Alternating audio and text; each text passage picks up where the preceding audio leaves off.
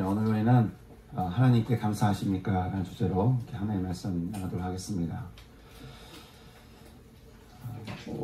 제가 주님께 돌아와서 가장 은혜됐던 말씀이 하나 있습니다. 여러분도 나에게 가장 은혜된 말씀 하나씩은 있으시죠? 네.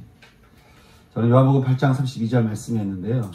진리를 알지니 진리가 너희를 자유케 하리라 라는 말씀이었습니다. 제가 참 마음속에서 자유하고 싶었고, 그리고 어떻게 해야 자유할 수 있는지, 예전에는 뭔가 잘하면 자유할 줄 알았어요. 뭔가 이렇게 많이 가지면 자유할 줄 알았고, 참 뭔가 최고가 되면 이렇게 자유가 할 것 같은 그런 생각이 드는 거죠. 하지만 이 세상이라고 하는 것은 마치 이렇게 터진 웅덩이 같아서 내가 아무리 물을 쏟아 부은들 터져버린 웅덩이가 채워질 리가 없고, 오히려 갈증만 더 커지는 게 이 세상 아니겠습니까? 근데 주님의 은혜로 제가 주님을 만나서 진리를 알고 나니 이 진리가 얼마나 저를 자유케 하는지, 사랑하는 성도 여러분, 저는 오늘 이 시간에도 주님이 주시는 이 진리를 알아서 오늘 여기 계신 모든 분들의 영혼이 자유케 될 수 있기를 주님의 이름으로 축원합니다. 아멘. 이처럼 주님이 주시는 자유를 누리다 보면, 또 은혜를 경험하다 보면 우리도 모르게 나도 모르게 나오는 말이 있습니다. 단어가 있습니다. 바로 감사입니다. 감사. 시편 136편을 보게 되면요, 저자가 얼마나 주님을 만나서 감사한지, 얼마나 은혜 속에 살면서 하나님께 감사한지, 모든 것에 다 감사하다는 거예요. 이것도 감사, 저것도 감사, 또 우리를 비천한 가운데서도 기억해 주시니 감사. 하나님, 저를 기억해 주시니 감사. 먹을 것을 주신 것도 감사. 그러면서 하늘의 하나님께 감사다는 거예요. 진리를 알지니 진리가 너희를 자유케 하리라 라는 말씀처럼, 이 진리 되시는 주님을 우리가 만나고 나면 그 입에서 계속 나오는 단어가 감사라는 거예요. 그러고 보면 감사라고 하는 것은 이 은혜의 증거요, 신앙의 고백인 것 같습니다. 오늘 우리는 이 진리를 만나는 곳에서 주어지는 감사의 현장을 우리가 또 보게 되는데, 이 현장을 누가복음에서는 해골이라는 곳으로 우리에게 소개해주고 있습니다. 해골. 유대 지도자들에 의해서 로마 재판에 넘겨지신 주님은 이곳 해골이라고 불리는 곳에서 십자가에 못 박혀 돌아가시게 되는데요. 해골이라는 단어는 아람어로 골고다입니다. 골고다. 그리고 영어로는 갈보리라고 하죠. 그렇게 골고다 언덕, 또 갈보리라고 불리는 이 언덕 위에서 주님은 십자가에 달리시게 됐는데, 아이러니한 건 십자가에 달리시면 했던 그 이유가 로마 법정에서 판결을 내리기를 무죄인 거예요. 그 무죄로 판결이 났는데 십자가에 지금 죽게 되셨다고 하는 것이죠. 여러분, 만약 여러분이 완전하게 죄가 없는데도 불구하고 이렇게 사형 선고를 받아가지고 십자가에 못 박히게 됐다고 한다면, 여러분, 이게 얼마나 억울한 일이겠습니까? 사실 예수님이 십자가를 지고 가신 길 이렇게 따라가다 보면 얼마나 그 길이 하나님께 어떻게 정말 모독이 되고, 얼마나 이 길이 하나님께 참 수치스러운 이 길인지. 가장 낯뜨거운 현장 중에 하나는요, 보니까 대제사장에게 주님이 대답을 하신다고 제사장의 종이 예수님께 뺨을 때립니다. 그러니까 주님이 말씀하시죠. 내가 말을 잘못했으면 그 잘못한 것을 증언하라는 거예요.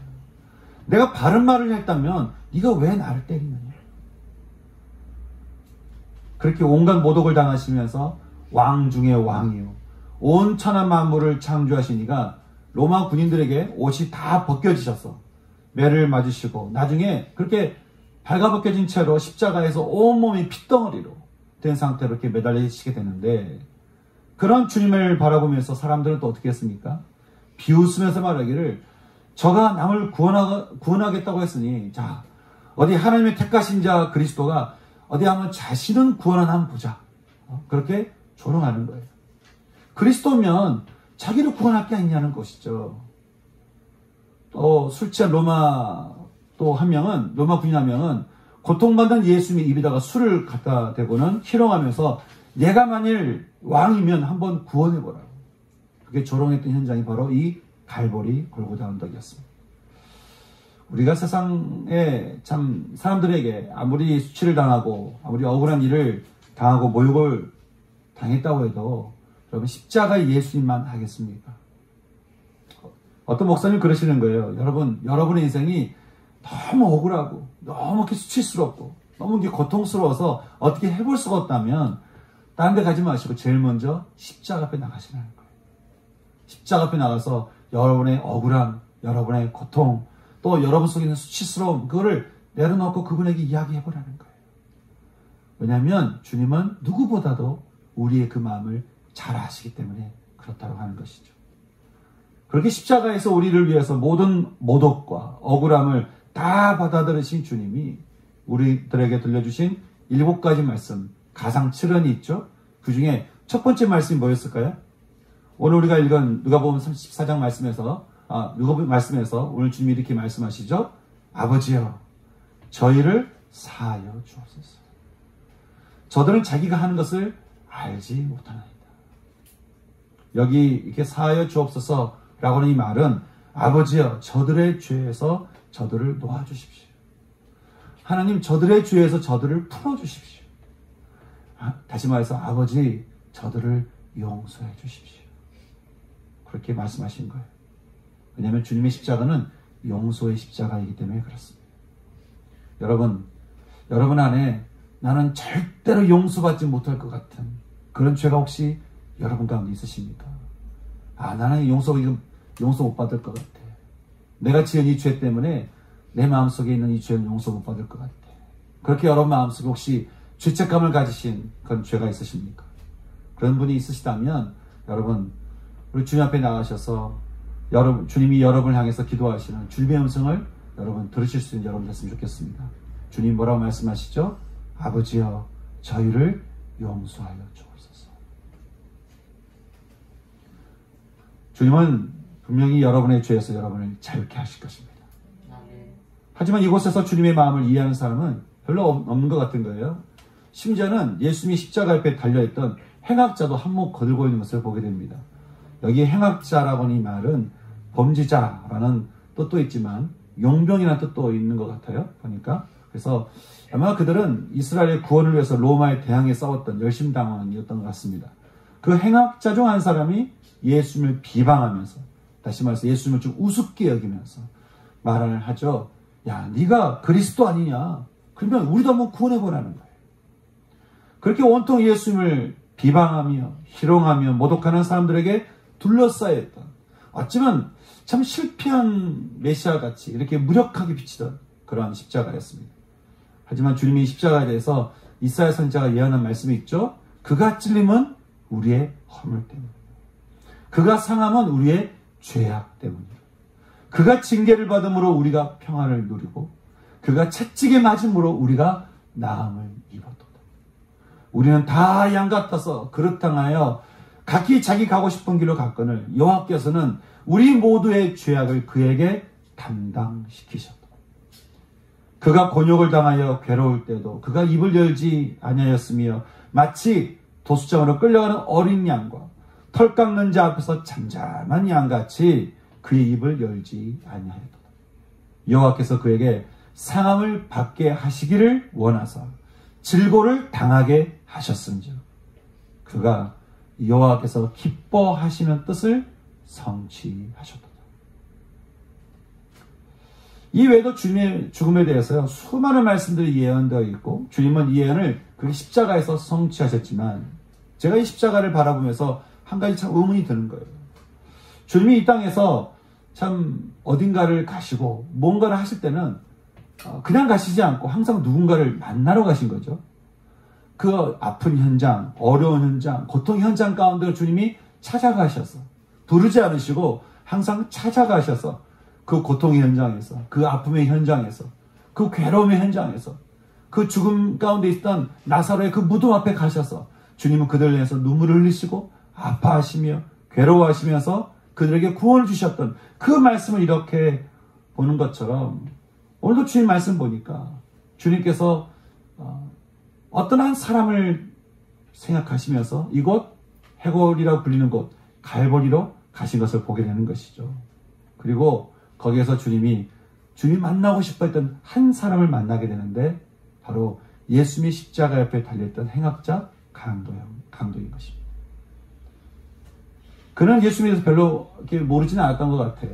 그리고 예수님의 죽음 앞에 쏟아진 비방과 희롱과 모독의 소리를 듣는 중에 같이 달린 행악자마저 예수님을 조롱하는 소리에 참을 수 없던지 예수님 그 옆에 달린 행악자에게 이렇게 말하죠.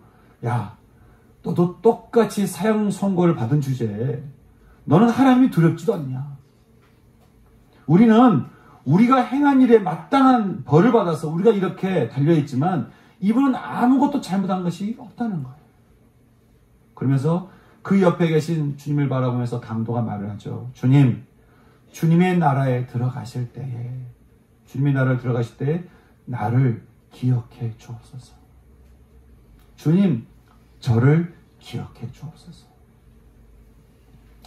이 말은 두 가지로 해석이 되는데요. 하나는 주님이 부활하셔서 하나님의 나라에 들어가 보좌에 앉으실 때에 저를 기억해 주옵소서.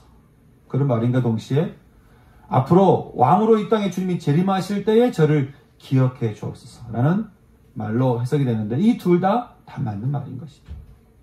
왜냐하면 주님은 생명과 죽음 위에 존재하시는, 죽음은 온 세상의 왕이시기 때문에 그런 것이죠.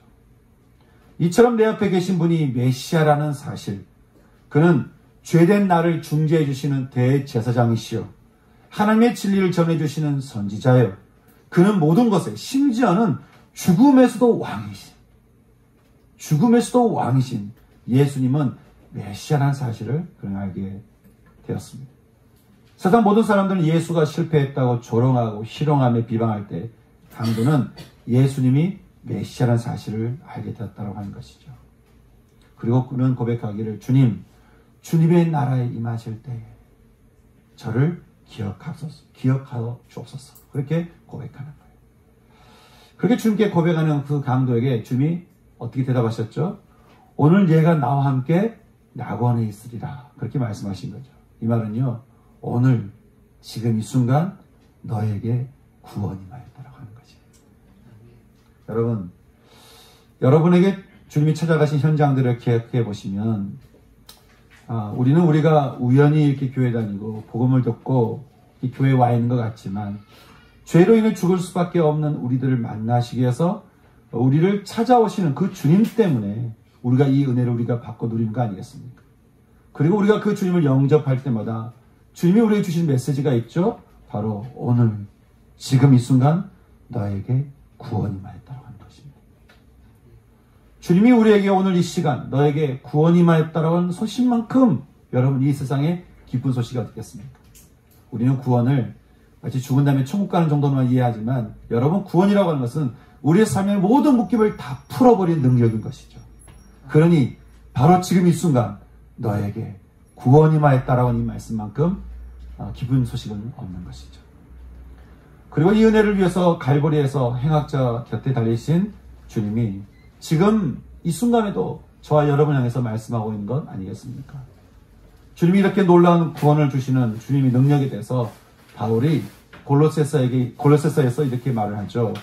그의 모든 능력으로 우리를 강하게 하시며 또 기뻐하게 하셔서 삶을 살아가면서 우리가 겪게 되는 모든 희노애락을 우리로 하여금 견디게 하시고 모든 어려움과 고통을 견디게 하시고 오래 참음에 이르게 하실 뿐 아니라 우리로 성도의 기업을 얻기에 합당하게 하시니 하나님 아버지께 우리가 감사하자는 것이죠. 아니 감사의 삶을 하나님이 원하신다라고 하는 것이에요. 왜냐하면 주님의 능력은 우리를 흑암의 권세에서 건져내사 주님의 나라로 우리를 옮기실 만한 그 능력이 있으시니 그 아들 안에서 우리가 죄의 삶을 받게 되기 때문이다 라고 말씀하는 것이죠. 하나님께서 독생자 그리스도의 십자가의 피로 하나님과 우리를 서로 화평하게 하시니 우리가 이 은혜를 입고서 하나님께 감사드리는 것이 너무나 당연한 거 아니겠냐. 그렇게 바로 우리에게 말하는 것입니다.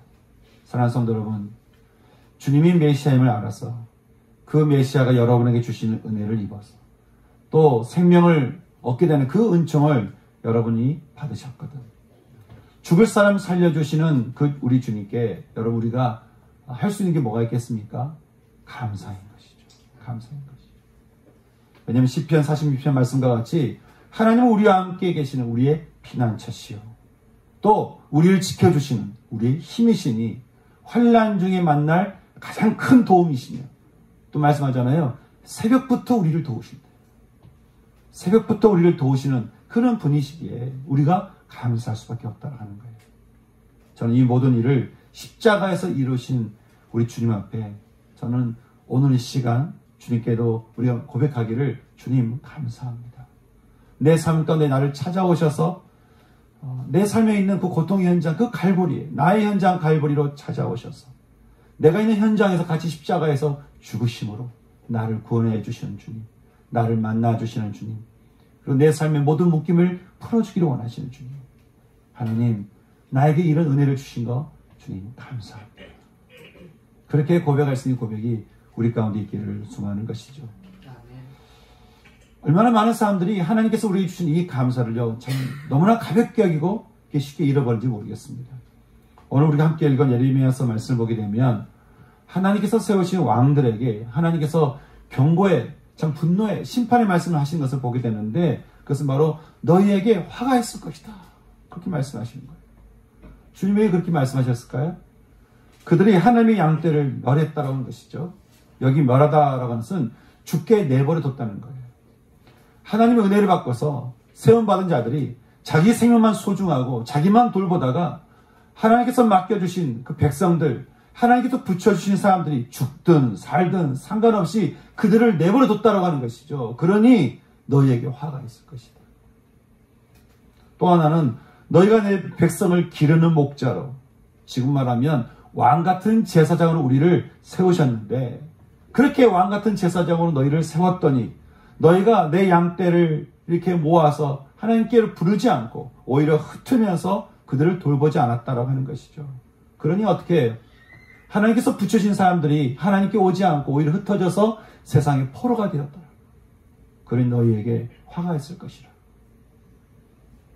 하지만 우리의 목자 되신 주님이 그렇게 참 흩어지게 되고 멸하게 된 우리들을 내버려 두지 않으시고는 주님께서 참 그들에게 화가 있을 것이라고 말씀하신과 동시에 이스라엘 향해서 두 가지 약속을 해주시는데 그것은 내가 너희를 위해서 다시 목자를 세우리니 너희들이 다시는 세상에 두려워하거나 놀라는 일 없이 또 세상의 포로로 끌려가는 일이 없게 할 것이며 멀리는 내가 다윗에게 의로운 가지를 일으켜서 그로 하여금 백성을 지혜롭게 다스리며 그들에게 정의와 공의를 행하게 하고 그날에 그들이 다 구원을 받게 할 것이니 그들이 평안히 살게 할 것이라.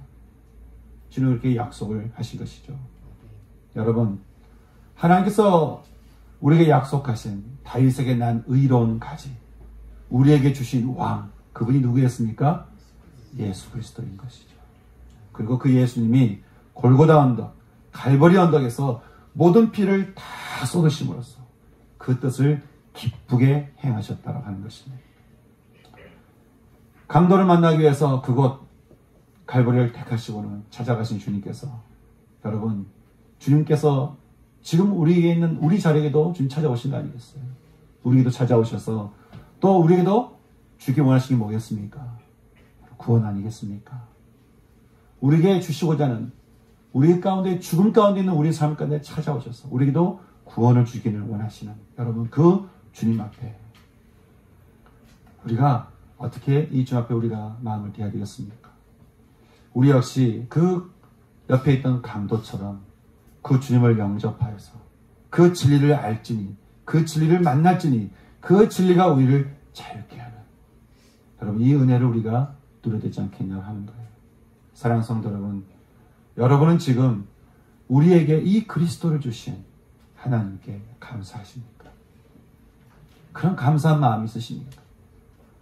우리에게 이 그리스도를 주신, 이 그리스도의 피를 주신, 이 그리스도의 십자가의 은총을 주신 이 하나님 아버지에게 여러분 감사한 마음이 있으십니까? 거저 오신 게 아니고요, 그냥 오신 게 아닙니다. 하나님 아버지께서 우리를 위해서 주신 이 그리스도의 죽음, 이 십자가 앞에 여러분 우리가 어떤 마음이 있어야 될까요? 어떤 사람은 항상 감사하라 그러니까 감사할 게 별로 없다는 거죠. 이것도 어렵고 저것도 어렵고 감사할 게 별로 없다고 하는데, 여러분, 우리 영혼이 사는 것만큼 감사는 게 어떻겠어요? 다른 건 다 없어도 되잖아요. 다른 건 다 살아서 괜찮잖아요. 우리 영혼이 구원을 못 받으면 다 잃어버린 거잖아요.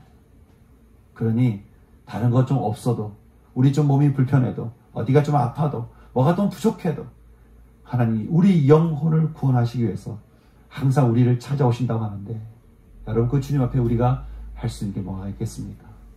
우리의 마음을 열어서 주님을 영접하여서 주님 내 삶 가운데 이루기 원하시는 그 뜻이 다 이루어지도록 그렇게 주님께 우리 삶을 맡겨드리는 것, 여러분 이런 삶이 우리의 삶이 되지 않겠냐라고 하는 거예요.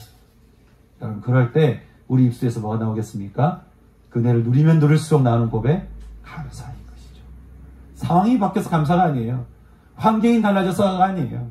우리의 영혼에 주시는 그 영원한 기쁨, 주님이 우리에게 주시는 영원한 평강, 주님이 우리에게 주시는 그 소망에 꽉 찬, 소망에 찬 그 은혜 때문에 우리가 우리 입술에서 감사가 나오는 것이죠. 그러니 감사하고 또 감사할 때 우리 삶이 그렇게 변화되어가는 우리 자신을 발견하게 되는 것입니다. 저는 오늘 주님 앞에 우리를 찾아오시는 그 주님의 십자가 앞에 다시 한번 우리 마음이 감사로 회복되고 다시 한번 우리 마음이 감사로 또 되살아날 수 있는, 감사의 마음을 되살릴 수 있는 저는 그런 은혜가 우리 모두 가운데 있기를 소망하는 것입니다. 그래서 오늘 이 함께 드리고 싶은 찬양 한 곡이 있는데요. 여러분 좀 모를 수 있는데 이 찬양팀, 이 찬양의 가사를 이렇게 한번 생각해 보시면서 또 찬양팀이 부르는 또 찬양을 함께 들으시면서 또 여러분도 부르시면서 하나님 정말 다시 한번 제가 주님께 돌아가서 정말 나를 위해서 구원해 주시는 그 주님 앞에, 그 십자가 앞에 다시 내가 돌아가서 이 십자가가 얼마나 나에게 귀한 십자가인지, 이 십자가가 없었다면 나는 정말 우리는 정말 나띵이잖아요. 정말 아무것도 아닌 존재잖아요. 근데 이 십자가 때문에 우리가 얼마나 귀한 존재가 됐습니까? 얼마나 소중한 사람이 됐습니까? 우리가 주신 이 구원이 얼마나 놀랍습니까? 그 주님 십자가 앞에 다시 감사함으로 그 감사가 회복될 수 있는 저는 오늘 시간 될 수 있기를 소망합니다. 이 찬양 우리 같이 들으면서 다시 한번 주님 나가볼까요?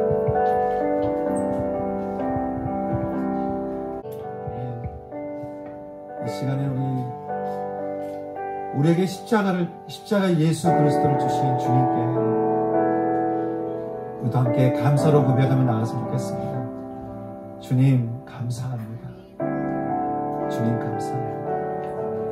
제가 있는 장소 그 갈보리로 찾아오셔서 죽음과 같았던 제 삶의 그 해골 같은 곳 골고다로 찾아오셔서 제가 있는 자리에서 죽으시고 피를 흘려주셔서 저에게 구원의 은혜를 베풀어 주신 주님 감사합니다. 제 영혼을 구원해 주시고 제 속사람을 새롭게 해주신 주님 감사합니다. 주님께 제가 감사드리며 하나님 제가 드릴 수 있는 것, 우리가 드릴 수 있는 것, 여러분 우리의 삶 아니겠습니까? 우리의 몸 아니겠습니까? 하나님 제가 주님께 우리를 올려드리오니 주님 우리의 예배를 받으시고 주님 홀로 영광 받으시옵소서. 그렇게 우리 주님 십자가 앞에 우리의 감사의 고백 올려드리며 나가는 시간 되기 원합니다. 같이 기도할까요? 같이 기도하시겠습니다.